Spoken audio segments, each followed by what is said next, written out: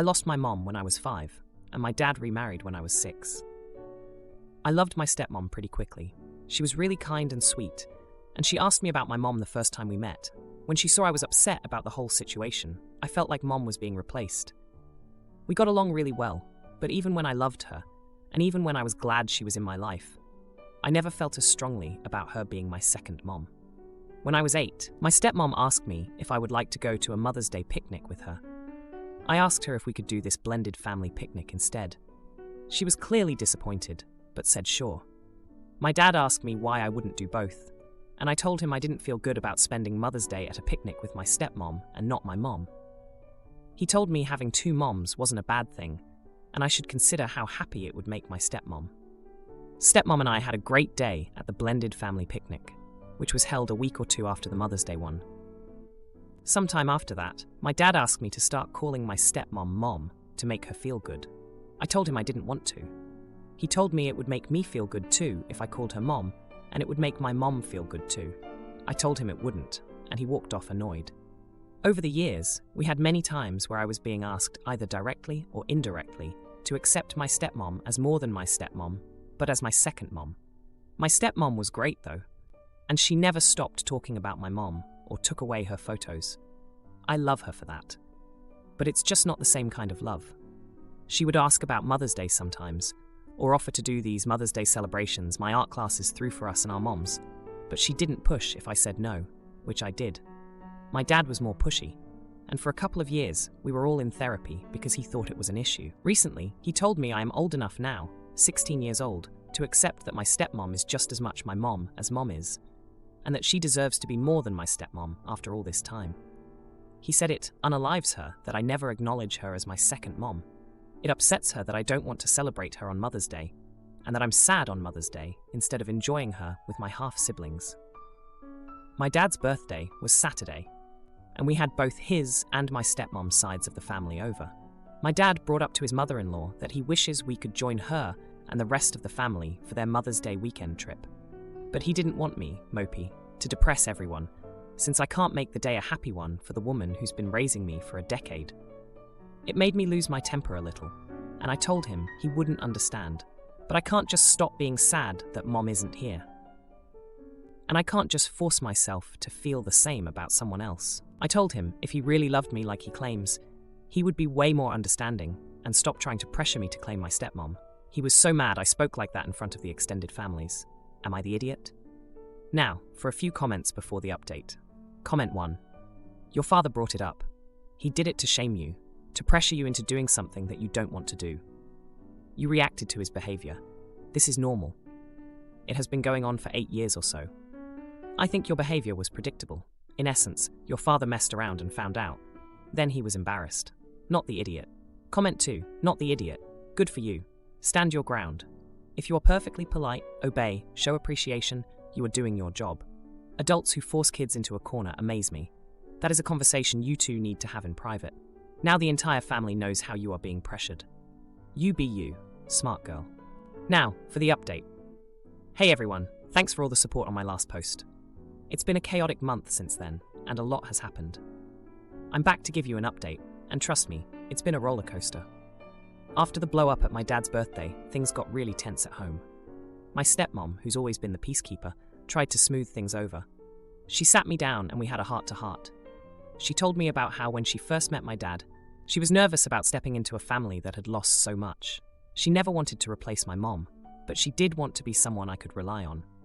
It was touching to hear her side of things, and it made me see her in a new light. But just when I thought we were making progress, my dad dropped a bombshell. He'd been keeping a secret from both of us. Turns out, my stepmom had been dealing with infertility issues before she met my dad. She'd always wanted a child of her own, but never got the chance. When she married my dad, she embraced me and my half-siblings as her own, but there was always a part of her that felt incomplete. This revelation hit me hard. I'd never considered her feelings to that depth. It explained why Mother's Day was so important to her and why my dad was pushing me to accept her as my second mom. He wanted to give her the full experience of motherhood that she'd been denied. The next few weeks were a blur of emotions. My stepmom started joining me for my therapy sessions. It was awkward at first, but it helped us understand each other better. We talked about my mom, her infertility, and our family dynamics. It was during one of these sessions that I learned about my stepmom's tradition of visiting my mom's grave every year on her birthday, something she'd done in secret to respect my feelings. Things at home started to improve. My dad apologized for pressuring me and admitted he was just trying to make everyone happy. He realized that he couldn't force a relationship and that it had to develop naturally. As Mother's Day approached, I was dreading the day. But then my stepmom surprised me. She suggested we do something different this year. Instead of the usual celebrations, she wanted to spend the day volunteering at a local shelter. It was a cause close to my mom's heart, and it felt like the perfect way to honor her memory. The day was emotional, but fulfilling. We worked together, serving meals and helping out where we could. It was the first Mother's Day that didn't end with me locked in my room, crying. I felt closer to my stepmom than ever before. But just when I thought we'd turned a corner, another twist came our way. My dad's mother-in-law, my stepmom's mom, had always been a bit distant with me. I never knew why, but I assumed it was because I wasn't her biological grandchild. However, during a family dinner, she let slip the real reason. It turns out, she'd always been jealous of the bond my stepmom and I shared. She felt like an outsider in her own daughter's family.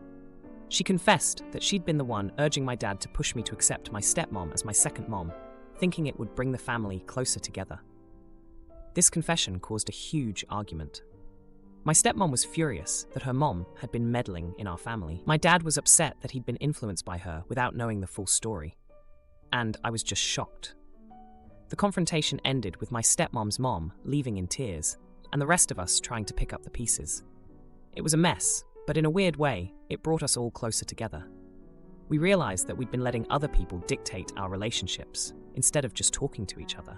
Now, we're working on rebuilding our family, but this time on our own terms. My stepmom and I have started a new tradition for Mother's Day, one that includes volunteering and visiting my mom's grave together. My dad is learning to step back and let things happen naturally. And just when I thought things couldn't get any more complicated, my stepmom dropped another surprise. She's pregnant. After years of thinking it was impossible, it turns out she's expecting. The news has thrown our family into a whole new kind of chaos, but it's a happy one. My pregnant girlfriend begs me to skip Mardi Gras parades, but I sneak off to party and drink anyway, until she confronts me and we bare our souls just to find out we're having twins. I, female 23, am 6 months pregnant with my boyfriend, male 26, and my first baby. I have had a few complications. I am now on a blood pressure pill, which has made me more exhausted than usual.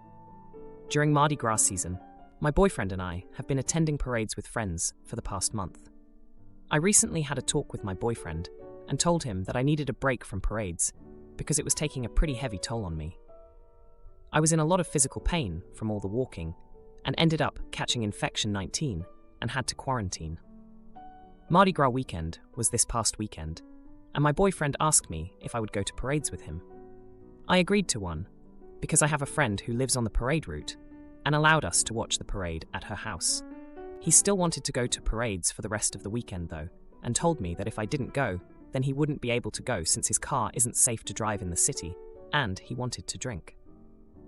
After some convincing, I agreed, only if we bring chairs for me to sit in. On the day of the parade, I went to pack both chairs, but he told me to only pack one, since he'd be standing most of the time. We were rushing out of the house, and ended up getting to the parade later than we planned, so we had to park further away from where we were meeting friends. Ultimately, we ended up walking 11 blocks to meet them. Halfway through the walk, I had to use the restroom, and couldn't hold it anymore. My boyfriend was upset with me because we were already running late, and for the rest of the walk, gave me the silent treatment. When we finally got to the spot, I was completely out of breath, overheated, and my feet were on fire. He set up our chair and then sat down in it. I asked him if I could sit down, and he told me to just give him a minute. I was almost in tears at this point and visibly upset.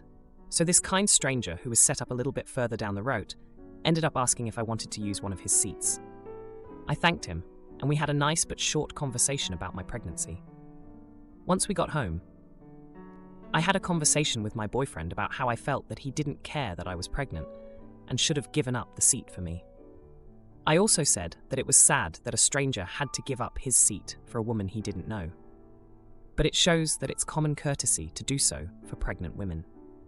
He told me that he made the same walk as me, and his feet also hurt, and that the man didn't even know that I was pregnant. I then lashed out and called him selfish and a horrible boyfriend. After I said that, his entire mood changed, and we had a very long talk about how his medication has changed the way he feels about other people, and that I need to loosen up and stop being so harsh on him. I'm worried that I was too harsh on him by calling him selfish, and that I'm expecting too much special treatment because I'm pregnant. I don't know how I feel about this. Am I the idiot? Now for a few comments before the update. Comment 1. I'm going to be honest and say I mostly skimmed this. Not the jerk. Pregnant women get to sit down. He should be taking care of you. If he thought he'd need to sit down, he should have brought a chair, but he told you not to bring it. Sure, you're not helpless, you're just pregnant, but you've been doing so much for him. The minimum he can do is let the mother of his unborn child sit down. He's not chivalrous at all, and that's a bit concerning, considering you're about to have a child with him. Comment 2.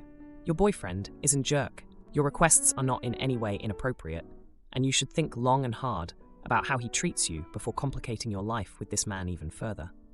Pregnancy is one time in your life when everyone around you should be giving you extra consideration.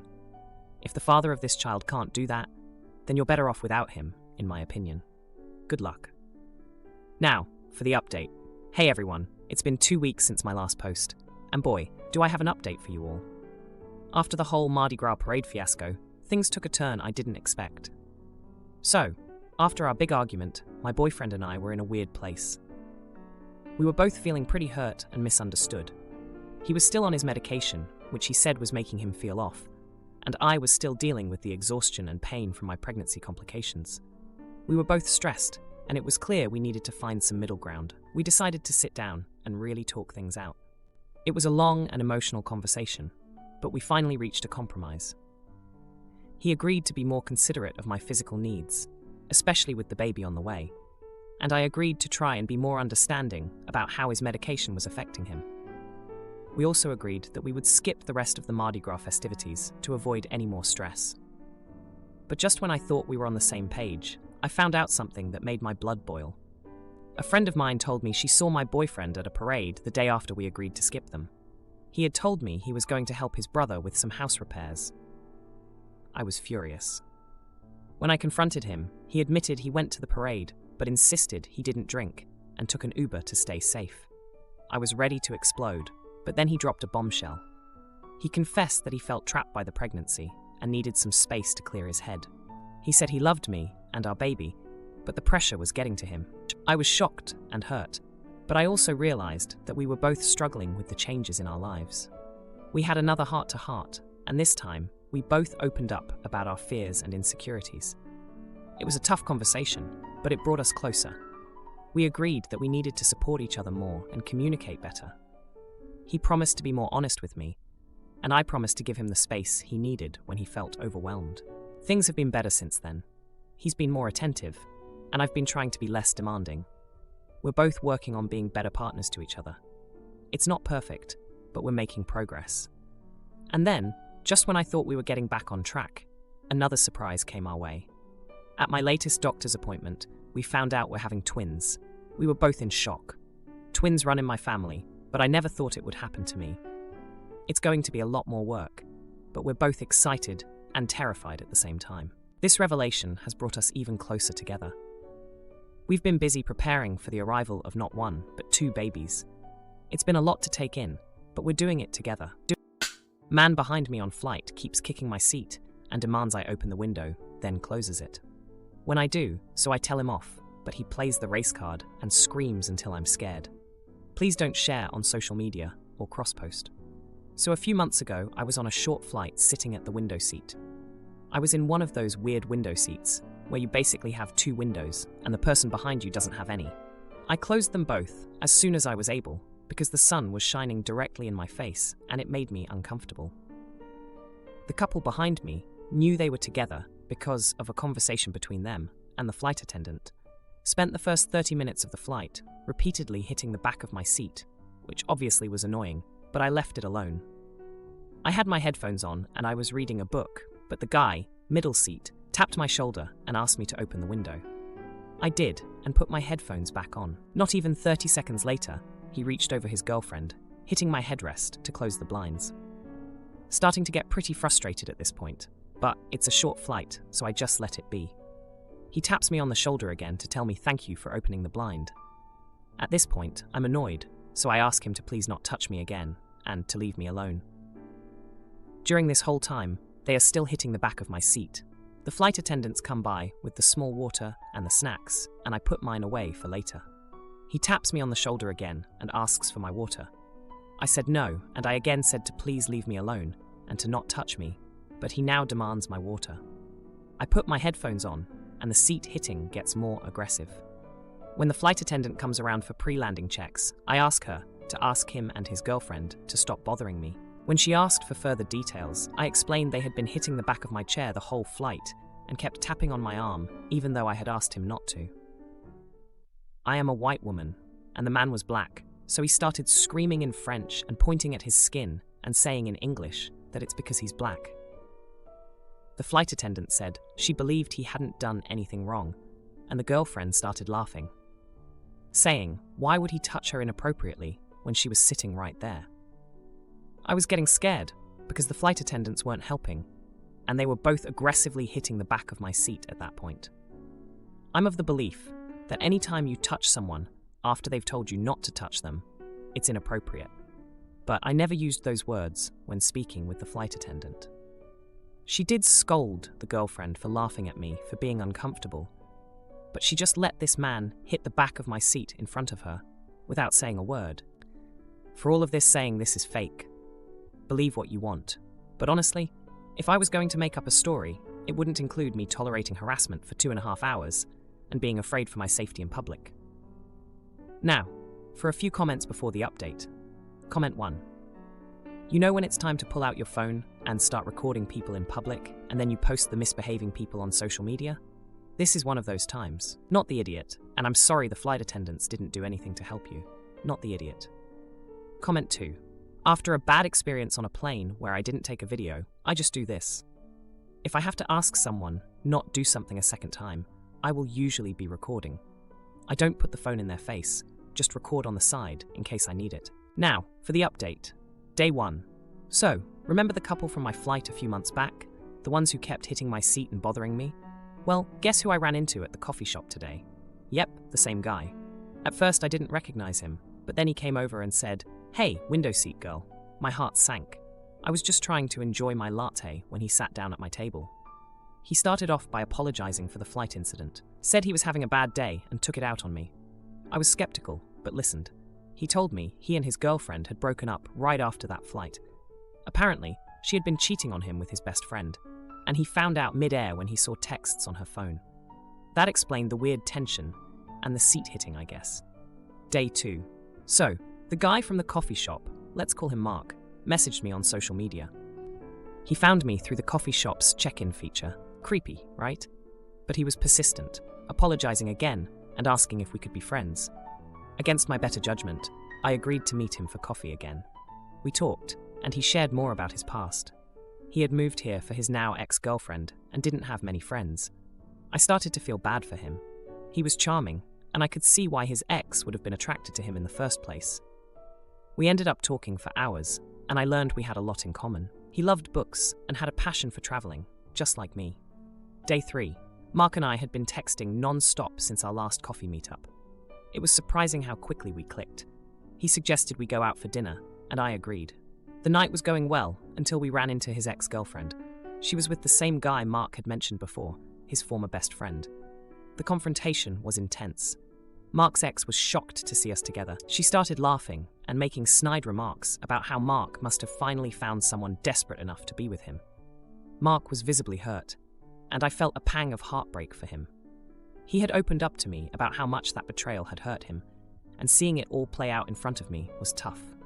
The ex's new boyfriend stepped in, trying to calm things down, but Mark was having none of it.